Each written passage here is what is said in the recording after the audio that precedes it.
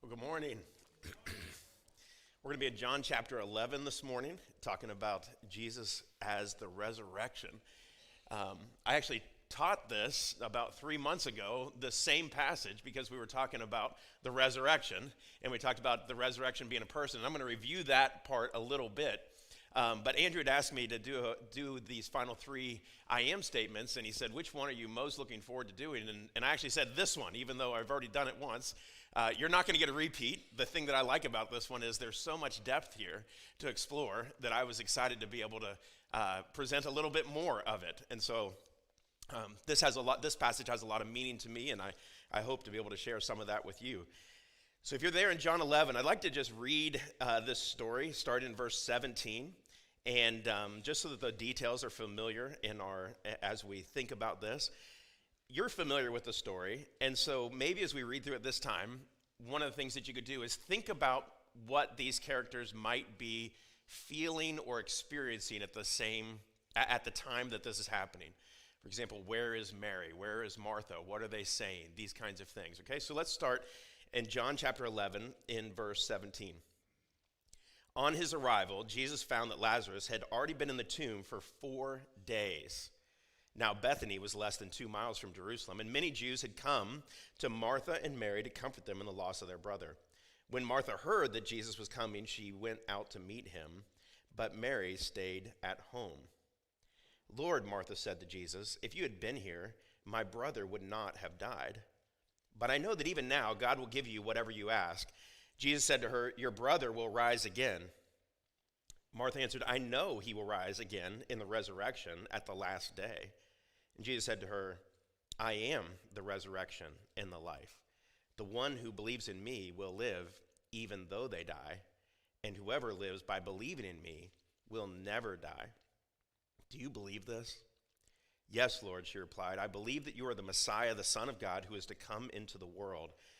After she'd said this, she went back and called her sister Mary aside. The teacher's here, she said, and he's asking for you. When Mary heard this, she got up quickly and went to him. Now Jesus had not yet entered the village, but was still at the place where Martha had met him. When the Jews who had been with Mary in the house, comforting her, noticed how quickly she got up and went out, they followed her, supposing she was going to the tomb to mourn there. When Mary reached the place where Jesus was and saw him, she fell at his feet and said, Lord, if you'd been here, my brother would not have died. When Jesus saw her weeping and the Jews who had come along with her also weeping, he was deeply moved in spirit and troubled. Where have you laid him? He asked. Come and see, Lord, they replied. And Jesus wept.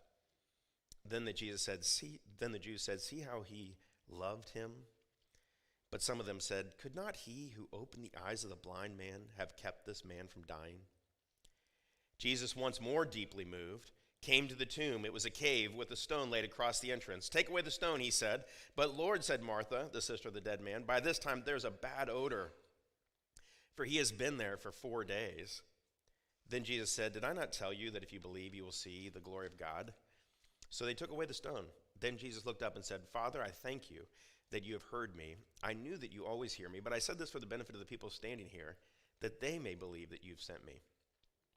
When he said this, Jesus called out in a loud voice, Lazarus, come out. The dead man came out, his hands and feet wrapped with strips of linen and a cloth around his face. And Jesus said to him, take off the grave clothes and let him go. I'd like to summarize a little bit of what we talked about last time so that we can build on that. And we really talked about this idea that the resurrection is a person, that Jesus takes this statement and he personalizes it, saying, I am the resurrection. You saw as we read through there that Jesus tells Martha that Lazarus will rise again, and she correctly responds, I know that he'll rise again at the resurrection on the last day. And Jesus' response to that is, Martha, I am the resurrection. I am the resurrection. It's as if to say, listen, it's not the experience of the future resurrection that is primary.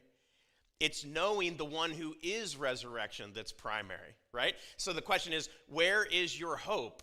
Where is the object of your hope? Is the object of your hope one day future resurrection? Or is the object of your hope Jesus himself? If it's the former, you're missing out. If it's the latter, you get both, right? That's the idea. So Jesus is claiming to be this resurrection. And the resurrection of Lazarus is not the climax. It's the proof, the evidence that he is who he says that he is. He is the resurrection, and so he demonstrates the power of resurrection. If Lazarus resurrecting was the hope, then the hope is really small because Lazarus, of course, dies again. But Jesus is saying that the person who believes in him will never die. Now, death in Scripture refers to separation, right? When you physically die, your body is separated from your soul spirit. When Adam and Eve, in the day they ate of it, they died, they were separated from God, right? And so Jesus is not talking about physical death when he says that he'll never die, because he actually says in verse 25, Jesus even he says that the one who believes will live even though they die. He's talking, this idea of life that he's talking about is this union with him, that we have been united with him, the one who is resurrection. And so those who are united with the one who is resurrection will never suffer death. They never go through death. They are always united to life, even when they die, is what he's saying. If Jesus is the resurrection, then future resurrection is like a byproduct. Of course there will be a future resurrection because I'm bound to the one who is resurrection. And so that was the idea that we talked about last time.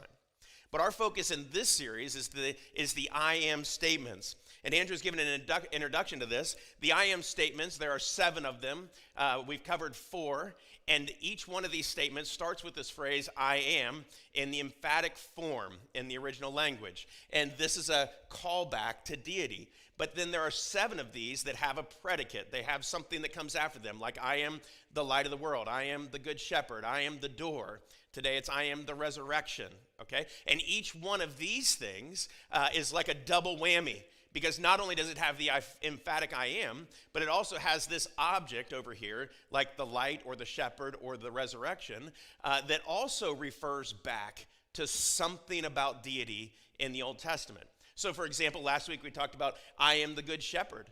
And if you are a Jewish person and you're hearing Jesus say that, of course you're going to have the imagery of the shepherd and things like that in your mind, and we talked about that. But you are also going to remember things like Psalm 23, where David says, the Lord is my shepherd.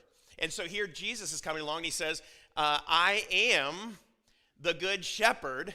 And there's no way that you're missing this claim to deity. And that's John's purpose. John is writing an apologetic to the Jewish people, trying to prove that Jesus is the Messiah, the Son of God. And these I am statements contribute to that. And so if we want to think about this idea of I am the resurrection, the best way to understand that is to go back to the Old Testament and say, what did they think about the concept of resurrection in the Old Testament?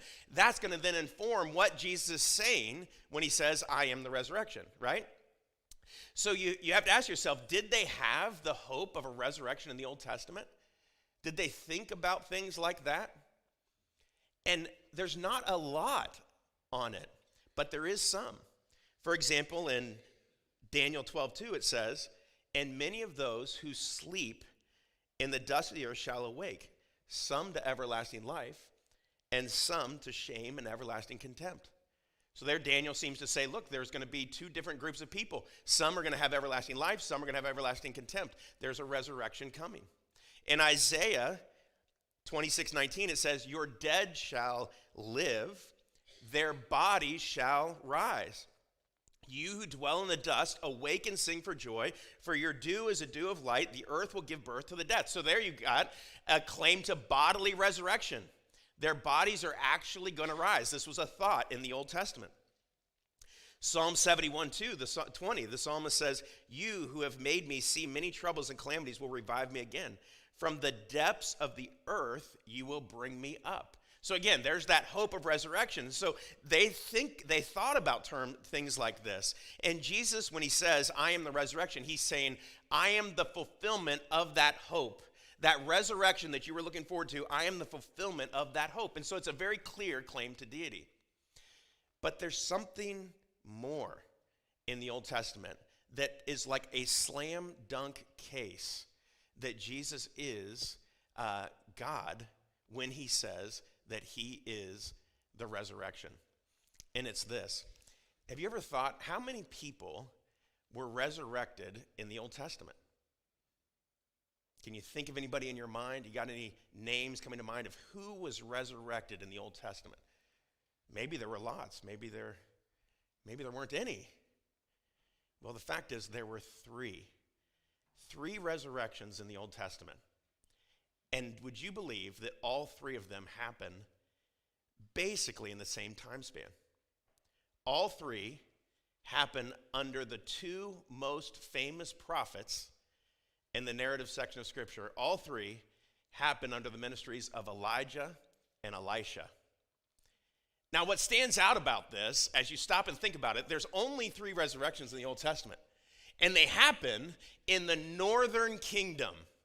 Now, those of you that have gone through the Old Testament class, you understand that there was a divided kingdom, and the northern kingdom had not a single good king. And Elijah and Elisha, they are ministers to that kingdom. In fact, at the very beginning of this kingdom, the way it gets kicked off is the new king, Jeroboam. He's afraid that the Israelite people, the people in the north, will go down and worship in Jerusalem. And he's afraid that that will cause another united kingdom. And a united kingdom is bad for him because he'll lose his kingdom. So to prevent that, he puts a golden calf at the northern part of his kingdom and at the southern part of his kingdom, so that if the people were going to go travel and worship a god, they would be able to stop at the border of his nation and worship God there. And so from then on, these people are engaged in idol worship. And where does God send the only two prophets that ever perform a resurrection? To the northern kingdom. To this place that you could categorize as death, right? They're engaged in idol worship. In fact, Elijah, his name means God is Yahweh. And Elisha's name means God is salvation. So now we have this clear testimony of God pursuing the people, offering them life, and demonstrating it through resurrections. Judah never got any resurrections. The United Kingdom never got any resurrections. From Abraham all the way up through the Judges, there's no resurrections. We've got only three, and they're under Elijah and Elisha there in the northern kingdom. God is Yahweh, God is salvation. Well, the first one happens under Elijah with the widow at Zarephath. If you remember this story, Elijah has called down a drought, and there's no rain. And so he goes down to a brook, and he's being fed by ravens. Well, the brook dries up, and God says, go to Zarephath, which is a town in Sidon. This is a Gentile woman. He says, go up to this Gentile woman, and because I've commanded her to sustain you. Well, Elijah goes up to the woman, and she has no idea of this command. In fact, what she says to him is, listen, man, I've got just this little bit of flour left and this little bit of oil left, and I'm about ready to make the last little piece of bread, and my son and I are going to eat it, and then we're going to die. That's where they're at. And Elijah, with all the boldness that he could probably muster, says, hey, why don't you make some for me first, right? And then you make some for you and your son. And then my God has said that he'll make it so that the flour will never run out and the oil will never run out. I mean, this is a Gentile woman. She doesn't know anything about this other God, you know? And but I think she's desperate. I'll try anything. So she goes ahead and makes this, and her son and her end up surviving because the oil and the flour never run out. Well, a short time later, her son dies. It's crazy, really, when you think about the emotional roller coaster that is. She's up, she's down, she's up, you know, and then boom, her son dies. And Elijah goes in and resurrects him. Very first resurrection we see in Scripture, Elijah resurrects the widow at Zarephath's son, and she says to him, then the woman said to Elijah, now I know that you are a man of God, and the word of the Lord has come from your mouth, right? So it looks like, places her trust in the Lord, but more than that, she acknowledges that this is not Elijah's power. This is God who has resurrected her son. Well, Elijah passes the baton to Elisha, and as that handoff happens, we get this. In 2 Kings chapter 2, verse 8, it says, Elijah took his cloak, rolled it up, struck the water, and the water divided to the right and the left. And the two, Elijah and Elisha, crossed over on dry ground. When they crossed, Elijah said to Elisha, tell me what I can do for you before I am taken from you. Let me inherit a double portion of your spirit, Elisha replied. You've asked for a difficult thing, Elijah said, yet if you see me when I'm taken from you, it will be yours, otherwise it will not. So Elisha asked for a double portion, and apparently he gets it because he's able to see Elijah taken up into heaven. Elijah never dies. He's just taken by a fiery chariot right up into heaven. And Elisha sees this, and so apparently he gets a double portion. Now listen, if you are reading that and you think, man, I wonder what a double portion is going to look like. You know, there's one miracle that has never been done before except for Elijah. Elijah is the only one to have ever resurrected somebody from the dead. And if you're going to get a double portion, right, you would kind of be thinking, wow, maybe I'll resurrect 2 people from the dead. Right? Well, he gets his first one fairly quickly because just a couple of chapters later, Elisha is called over to where are we at here? A Shunammite woman, right? And the Shunammite woman is a Jewish woman, and it says that she's a well-to-do woman. And as she wants to prepare a room for him, so he's got someplace to stay. So he comes and he enjoys this room, and he stays there often, and he finally says to this woman, hey, what can I do for you? And she says, nothing, I have all that I want. Well, she leaves, and Elisha asks his servant, Gehazi, what can we do for this woman? And Gehazi says, she doesn't have any heirs. She's got no son. She's got no children. And Elisha says, that's what we're going to do. And so he calls the woman in, and he says, this time next year, you're going to have a son. And then she says, don't tease me. I've come to the place where I've accepted I'm not going to have a son. Don't tease me. And Elisha says, no, you're going to have a son. And she does. And it says that the child grew. And one day he goes out to see his father in the field. And as he gets out there, he screams out, my head, my head. And he falls down. The father grabs him, picks him up, runs him back to his wife, the Shunammite woman, who holds him on her lap, it says, until noon when he dies.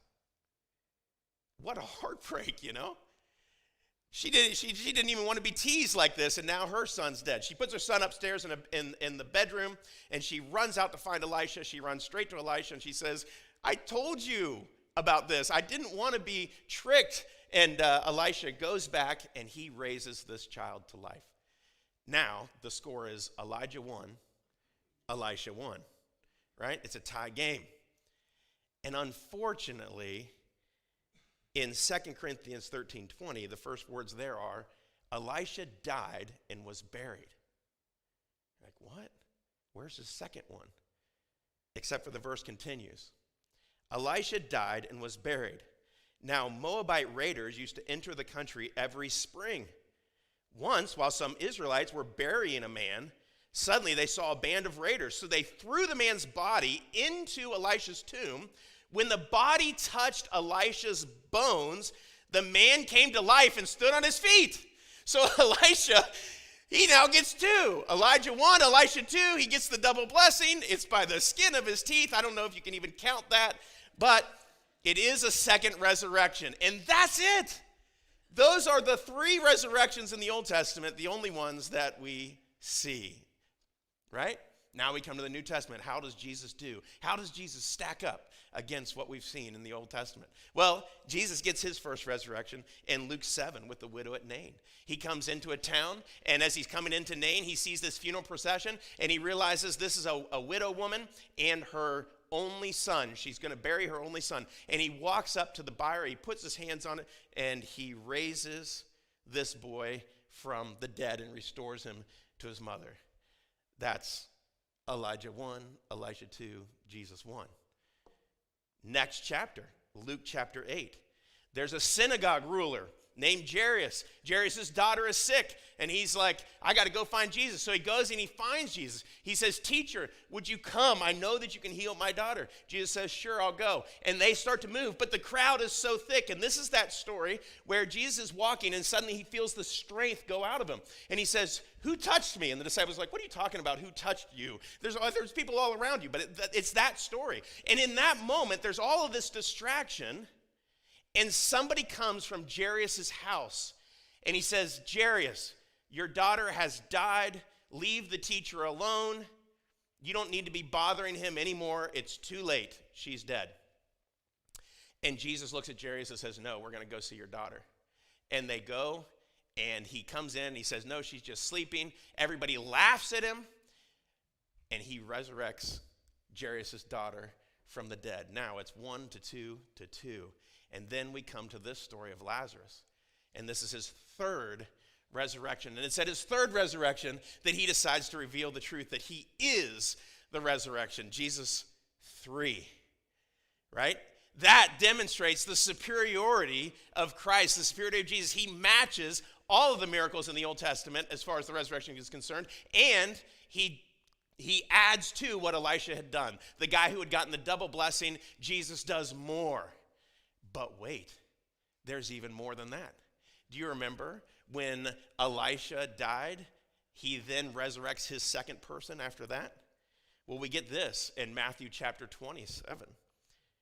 And when Jesus had cried out in a loud voice, so he is on the cross, he is breathing his last, and he cries out in a loud voice. It says he gave up his spirit. At that moment, the curtain of the temple was torn in two from top to bottom. The earth shook, the rocks split, and the tombs broke open. The bodies of many holy people who had died were raised to life. They came out of the tombs after Jesus' resurrection and went into the holy city and appeared to many people. So Elisha gets one right after his death, and Jesus gets many right after his death. Again, do you not see the superiority of Christ here? I mean, as John is trying to make this case, and he says, I am the resurrection, and you're thinking, wait a second, let's compare Jesus' life to what we know of resurrection, and he goes superabounds above everything else that we've ever seen. In fact, he adds one more after he breathes his last, doesn't he? Because Elijah had been taken into heaven. He'd never died. He just rode a fiery chariot into heaven. Elisha dies. He's buried. We heard that, right? The bones get touched by a dead person and they come to life. But Jesus conquers death. He's not taken up into heaven alive. He doesn't die and decay into just nothing but bones, right? Jesus conquers death. He himself resurrects at the end, right? Or the beginning, if you want to say that, right? And so now we have Jesus 3 plus many plus even himself as resurrected from the dead, which shows us that he is who he claims to be. When Jesus says that he is the resurrection, you can believe it. The evidence is there to support it and say this is who he is. The thing that's really crucial about this is that he personalizes this. And when you think about all of the other ones that he personalized, I am the shepherd, I am the light, I am the vine, I am the way, truth, and life, right? As you think about these other ones, there's no miracle associated specifically with that thing. In other words, to be a shepherd is not a miracle, right? But the resurrection is. It's huge. I mean, this statement is backed up with just some incredible evidence, the evidence that we just walked through. And so you think when he personalizes this, what's going to be the context? Because when he personalizes the shepherd or the door or even the light, it's actually, the context is an argument with the Pharisees, where he's trying to say, you guys don't care. You don't get it. It's an argument with the Pharisees. That's where he personalized it. But what's the context of this? When he takes this, which I think you could argue is the greatest kind of a miracle that you could ever do, a resurrection, right? Aside from creating the world out of nothing, there's not a whole lot greater than a resurrection. In fact, we're even told that it's the greatest power, even greater than creation power. So how does he personalize this? And he personalizes it during the time of a family's brokenness. That's when he personalizes it. The context of resurrection is death. And he is making a point to us that the idea of him being the resurrection is not meant to be a theological truth that I just sort of stick on my bookshelf and I know. It's meant to be something that affects me right now, in the here and now. I can walk in this idea that he is the resurrection. And when you stop and think about this, when we go through times of hardship, when we go through times of brokenness, our first reaction, it seems like a lot of time, is that God feels distant, doesn't he? If you're going to be honest, would you say that when you go through brokenness and when you go through hardship, at least at first, there's a sense in which God is distant? I think at least sometimes you may have felt that way. I think that it's actually more the norm. That's what we see in this passage. Did you pick up on it? Chapter 11, verse 21. Lord, Martha said to Jesus, if you had been here, my brother would not have died. Where were you? Jesus felt distant to Martha. When Mary reached the place where Jesus was, this is verse 32, and saw him, she fell at his feet and said, Lord, if you had been here, my brother would not have died. Again, where were you? There's loneliness in that statement. There's brokenness in that statement. There's pain in that statement. I would even say there's betrayal in that statement. Where were you? And then in verse 37, but some of them said, could not he who opened the eyes of the blind man have kept this man from dying? Where were you? He waited. He waited 4 days to come. He had the ability to come, and he waited. He didn't respond immediately. But notice what he says to Martha. The invitation is extremely personal. Jesus said to her, verse 25, I am the resurrection and life. The one who believes in me will live even though they die, and whoever lives by believing me will never die. Do you believe this? Who's that invitation to? That's not an invitation to Lazarus. That's an invitation to Martha. In her brokenness, in her pain, do you believe this? Do you believe that I am the resurrection and the life right here, right now, in this moment? Do you believe that? That's a statement for Martha. In the midst of her pain and brokenness, Jesus is offering her hope. And what is the hope? It's himself. He's offering her himself. And she comes into that hope, if she wants to, through faith. Will she trust Jesus?